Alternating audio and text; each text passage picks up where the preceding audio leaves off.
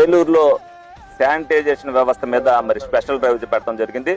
ఈ రోజున ఏదైతే 16 సర్కిల్ ఉన్నాయో 1వ సర్కిల్ 2వ సర్కిల్ తిరగడం జరిగింది.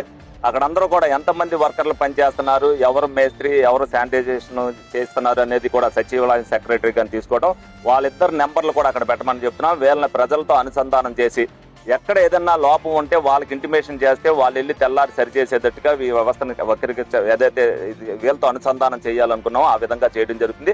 అలాగే ఇందులో చాలా మంది పెర్మనెంట్ గా సెలవులు పెడుతున్నారు జరుగుతున్నారు. దానివల్ల మిగతా వర్కర్లు కూడా చేయలేకపోతున్నారు.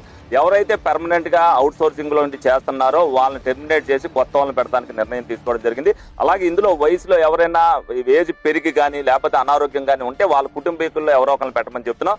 ఇది ఎందుకంటే ఈ వ్యవస్థ ప్రజలతో అనుసంధానం అయింది. ఎందుకంటే ప్రజలకు ఇబ్బంది లేకుండా చూడవలసిన బాధ్యత వాళ్ళ మీద ఉంది. అలాగే వాళ్ళకి ఏమైనా ఇబ్బందులు ఉన్నాయేమని కూడా అడుగుతున్నాం. ఇది స్పెషల్ డ్రైవ్ వారం రోజుల పాటు నిరంతరంగా జరుగుతుంది. ఏలూరులో శానిటైజేషన్ లో ఏ ఇబ్బంది రాకుండా పేపర్లో ఏ వాత్రా కూడా శానిటైజేషన్ ఈ విధంగా ఉంది అనేది చెప్పుకోకుండా ఉండటం కోసం వీళ్ళందరినీ కూడా అనుసంధానం చేసాం. వీళ్ళని కూడా అడిగాం. వీళ్ళందరూ కూడా ఎవరైతే ఎక్కడైతే వర్కర్లు తక్కువ ఉన్నారో అక్కడ కూడా వర్కర్లు అడిగారు.